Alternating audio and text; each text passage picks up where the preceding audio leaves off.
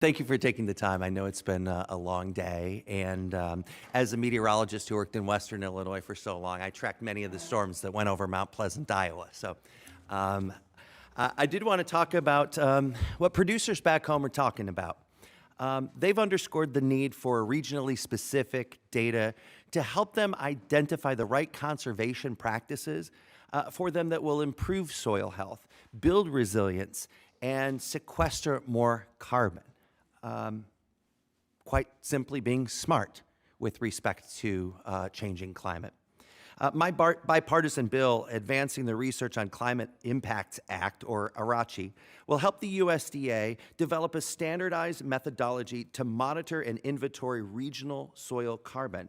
It also establishes a national soil carbon network so that farmers can access local data without disclosing proprietary information to determine which practices work best to improve soil health. Of the $20 billion in Inflation Reduction Act conservation funding, $300 million is designated to improve soil carbon measurement. So could you provide details on how the $300 million has been spent thus far to address soil carbon MMRV? It's been set up in a multitude of ways, Congressman, to establish basically not only soil carbon monitoring network, which is a series of pilots, a series of locations across the country where we can do exactly what you're asking us to do to learn regionally what the differences might be.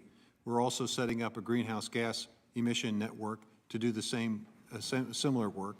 We're going to take information, try to figure out, are there better ways to manage the data, better ways to use technology, better ways to use artificial intelligence and so forth to be able to analyze the information. And from that, we want to be able to convert that into better tools and models for producers across the country to be able to utilize so that they have a better sense of, for their farm, for their operation, what works and what doesn't work.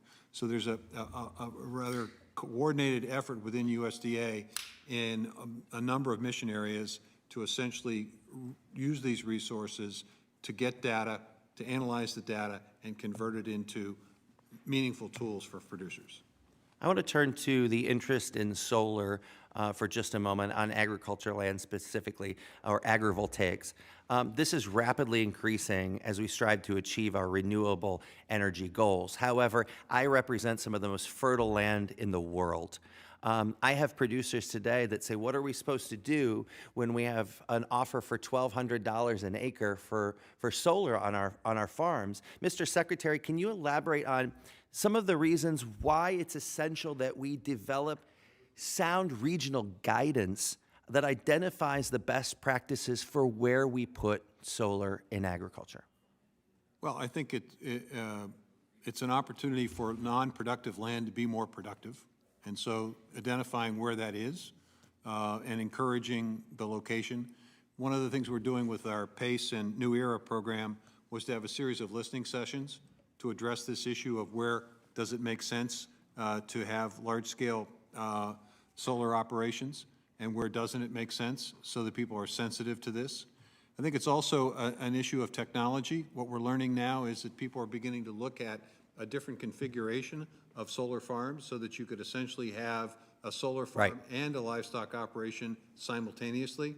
So I think there's a combination of things that we need to be doing here. There's so much ahead, and all of the above approach is important. Thank you, Mr. Secretary. I want to conclude with this. Today, there's a significant concern regarding the impact that proposed cuts by the House GOP to the IRA conservation funding and thrifty food plan reevaluation will have on both small town businesses and our farm families. To my colleagues and my families back home, rating programs that invest in high-demand conservation and nutrition initiatives like SNAP do not achieve a bipartisan farm bill, but instead they hurt the people who are struggling today. Senate Majority Leader Chuck Schumer has committed to finding billions of dollars outside of the Senate Agriculture Committee's jurisdiction to help us pass a bipartisan farm bill in the Senate. I urge my colleagues to bring this. Working families across our country depend on it. Family farmers depend on it. Kids depend on it. And Mr. Secretary, it's my hope that we can get a bipartisan farm bill across the finish line because it is that important. And Mr. Chairman, I yield back.